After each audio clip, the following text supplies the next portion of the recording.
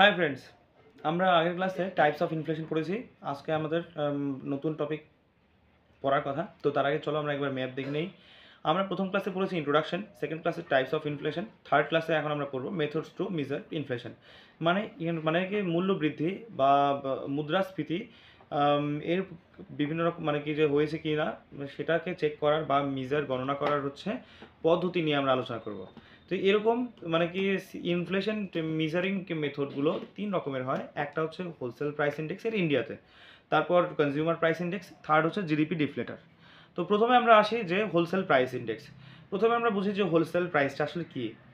Wholesale price হলো manufacturer বা প্রডিউসাররা যে টাকায় কোনো একটা কোম্পানিকে বা ডিস্ট্রিবিউটারকে বা মানে পাইকারি বিক্রেতাকে বিক্রি করছে, সেই দামকে বলা হয় হোলসেল প্রাইস ইন্ডেক্স, মানে হোলসেল প্রাইস। ঠিক আছে। তো এবার আমরা মানে এবার আমরা যে ইন্ডেক্সটাকে বুঝি, এইরকম মানে টোটাল ইন্ডিয়ার 697টা কমোডিটি নেওয়ার পর তাদের হোলসেল প্রাইসটাকে নেওয়া হয়। নেওয়ার পর তারপর কি বলে তারপর কমোডিটিকে নেওয়া হয়, তারপর হচ্ছে কি তার এভারেজ করে যে একটা ইন্ডেক্স তৈরি করা হয়। ঠিক আছে। তো এইভাবে করে হোলসেল প্রাইস ইন্ডেক্সকে গণনা করা হয়। আচ্ছা, তো এখানে একটা উল্লেখযোগ্য বিষয় হচ্ছে যে হোলসেল প্রাইস ইন্ডেক্সে কিন্তু শুধুমাত্র গুডসের কথা বলা আছে, কিন্তু কোনো সার্ভিসের কথা উল্লেখ করা নেই। ওকে। আচ্ছা, তো আমরা ওকে জিজ্ঞেস করতে পারো তো রিটেলার লেভেলে কেন হচ্ছে কি এই হোলসেল মানে কি হোলসেল প্রাইস ইন্ডেক্সটাকে ধরা হলো, মানে হোলসেল প্রাইস লেভেলটাকে কেন ধরা হলো, রিটেলার লেভেলকে কেন ধরা হলো না? কারণ কি রিটেলার লেভেলে কিন্তু জিএসটি দিতে হবে। আর এর জন্য তো এখন যখন হোলসেল প্রাইস ইন্ডেক্স চলতো তখন কিন্তু জিএসটি আসছিল না, তো ইনডিরেক্ট ট্যাক্স ছিল। আমি জিএসটি বলাটা ঠিক নয়, ইনডিরেক্ট ট্যাক্স ছিল। এবং সেই ট্যাক্সেশন সিস্টেমে প্রত্যেকটা ধাপে ধাপে কিন্তু একটা ইনডিরেক্ট ট্যাক্স নেওয়া হতো। পরবর্তীতে মানে সেটাকে চেঞ্জ করে দেওয়া হয়, এই প্রভিশনটাকে চেঞ্জ করে দেওয়া হয় যে শুধুমাত্র ফাইনাল গুডসের ক্ষেত্রেই, গুডস এবং সার্ভিসের ক্ষেত্রেই কিন্তু ইনডিরেক্ট ট্যাক্স বা জিএসটি ধরা হয়েছে। ওকে। তো তো হোলসেল প্রাইস ইন্ডেক্সে এই জন্যই রাখা হয়নি, কারণ কি যদি আমি হোলসেল প্রাইস ইন্ডেক্সটাকে মানে রিটেলার লেভেলটাকে ধরতাম, তাহলে একই প্রোডাক্টের কিন্তু দুবার তিনবার করে কাউন্ট করা হয়ে যেত। এর জন্য যে হোলসেল প্রাইস ইন্ডেক্সটাকে নেওয়া হয়েছে যাতে কিনা দুবার ক্যালকুলেশন এটাকে অ্যাভয়েড করার জন্য। ঠিক আছে। তো রিটেলার লেভেলে হচ্ছে কি প্রাইস ইন্ডেক্সটাকে, সেটা কনজিউমার প্রাইস ইন্ডেক্স, সেটা আমরা সেটা পরে মানে পরে আলোচনা করছি। তো এই হোলসেল প্রাইস ইন্ডেক্সে প্রথমে ইন্ডিয়াতে পাবলিশ হয় 1942 সালে। পরবর্তীতে যে department of industrial policy and promotion যে ডিপার্টমেন্ট আছে DIPP under ministry of commerce and industry যে আছে, তাদের আন্ডারে মানে কি নিয়োগ করা হয় যে ডক্টর সৌমিত্র চৌধুরীকে, ইকোনমিস্ট একজন। উনি হচ্ছে কি হোলসেল প্রাইস ইন্ডেক্স মেথোডোলজি মানে কি বানান, যাতে কিনা ইন্ডিয়াতে বিভিন্ন কমোডিটির হচ্ছে হোলসেল প্রাইস ইন্ডেক্স বার করে ইনফ্লেশনটাকে মানে মাপা যায়, যাতে কিনা বিভিন্ন গভর্নমেন্ট এমপ্লয়ীদের যাতে ঠিকঠাক বেতন পায়। ঠিক আছে। আচ্ছা, তো এই ক্ষেত্রে হোলসেল প্রাইস ইন্ডেক্সের ক্ষেত্রে একটা বেস ইয়ার ধরা হয়। বেস ইয়ার বলতে যে 2021-22 না সরি 2011-12 যে অর্থবর্ষ আছে সেই ক্ষেত্রে মানে বিভিন্ন কমোডিটির দাম কেমন, সেটা 2025-এ এসে দাম কেমন আছে তার সাপেক্ষে 2021-22-এর 11-12 সাপেক্ষে 2025-26 অর্থবর্ষে কেমন আছে, এটাকে বলা হয় হচ্ছে কি বেস ইয়ার। বেস ইয়ার এখানে 2011-12-কে ধরা হয়। ঠিক আছে।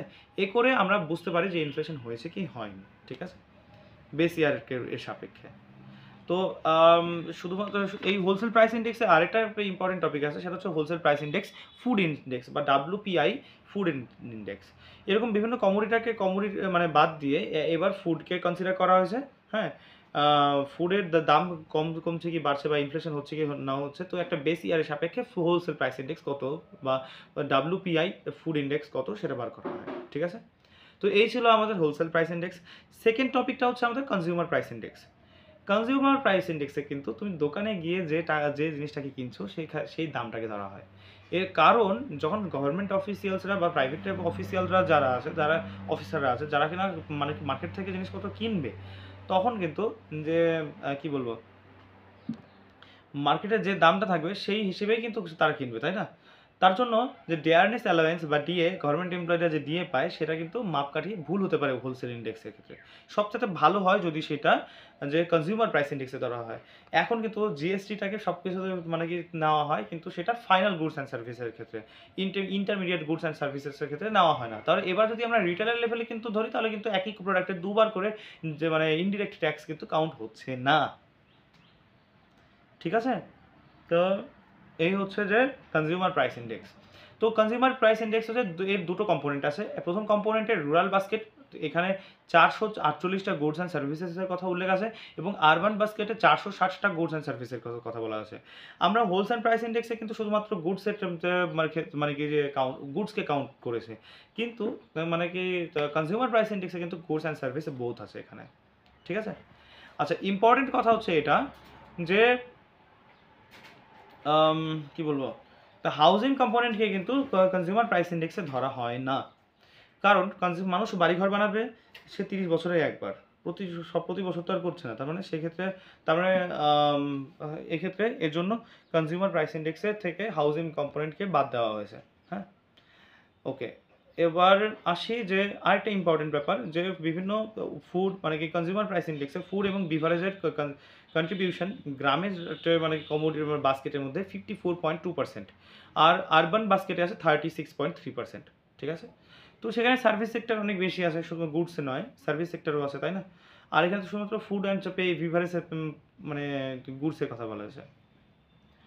আচ্ছা, তো যেরকম আমরা WPI ফুড ইন্ডেক্স করেছি, ঠিক তেমনি CPI ফুড ইন্ডেক্সও আছে। কেমন CPI ফুড ইন্ডেক্সে কেমন হয়, যেমন সিরিয়ালস অ্যান্ড প্রোডাক্টসের ক্ষেত্রে ফুড ইন্ডেক্স বার করা, এরকম বেশ কী যেমন কী প্রোডাক্ট আছে, যেমন milk products, vegetables, oils and fats, তারপর এগস, ফিশ, আর মেটাল এক্সেট্রা, এগুলো কিন্তু কনজিউমার ফুড ইন্ডেক্সে ধরা হয়, মিট এক্সেট্রা। ঠিক আছে, আচ্ছা তো এবার আমরা একটু বলি যে CPI বা কনজিউমার প্রাইস ইন্ডেক্সের কিন্তু 4টা সেগমেন্ট হয়। একটা ইন্ডাস্ট্রিয়াল ওয়ার্কার সেগমেন্ট, হ্যাঁ, তারপর CPI agricultural labourer, CPI rural labourers, এগুলো হচ্ছে সার্ভিসেসের ক্ষেত্রে। এবার আসি আমরা 4 নম্বর কম্পোনেন্ট হচ্ছে কি CPI rural, CPI urban, CPI হচ্ছে কি যে বা হচ্ছে কি এটাকে বলবো আমরা কম্বাইন্ড বলবো। ঠিক আছে, এবার বাকি CPI ইন্ডাস্ট্রিয়াল ওয়ার্কার বা এগ্রিকালচারাল লেবারার, রুরাল লেবারার্স যে আছে সেটা লেবার বিউরো কিন্তু মানে কম্পাইল করে কত পরিমাণ আছে, কিন্তু সেটা হচ্ছে কম্বাইন্ড যেটা আছে সেটা কিন্তু সেন্ট্রাল স্ট্যাটিস্টিক্যাল অফিস বা CSO পাবলিশ করে। ঠিক আছে, ministry of statistics and programme implementation.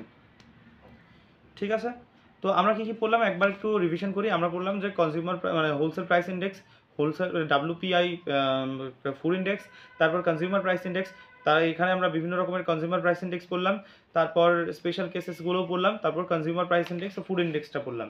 এবার হলো আমাদের গ্লোবালি সারা পৃথিবী জুড়ে FAO ফুড প্রাইস ইন্ডেক্স বা food and agricultural organisation food price index.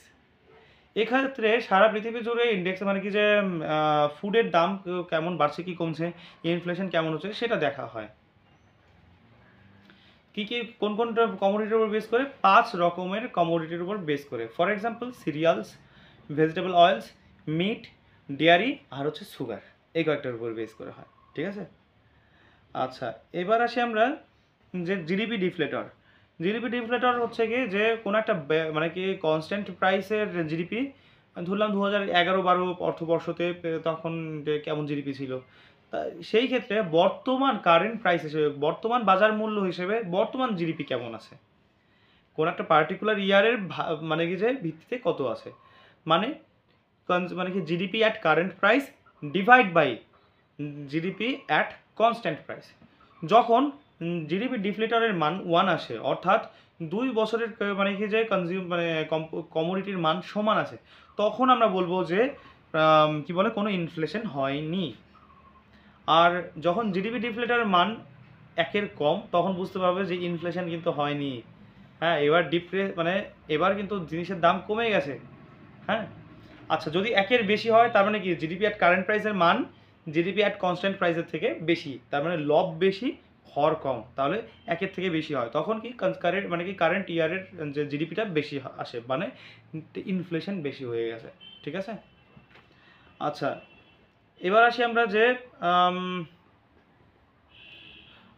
Producer price index. আমরা আগের যেসবগুলো আমরা পড়েছি, যে কি বলে consumer price index, wholesale price index, তারপর হচ্ছে জিডিপি ডিফলেটর, হ্যাঁ এগুলো পড়েছি। এখান থেকে একটু আলাদা মডার্ন ডেতে এর নতুন একটা মানে কি প্রাইস ইন্ডেক্স আসতে চলেছে বা ইমপ্লিমেন্ট হচ্ছে রিসেন্টলি, অনেক চর্চিত বিষয় আছে। তো এই সব জিনিস নিয়ে আমরা নেক্সট ক্লাসে আলোচনা করব। এখনকার আলোচনা এখানেই শেষ হচ্ছে। ঠিক আছে, সঙ্গে থেকো, বাই।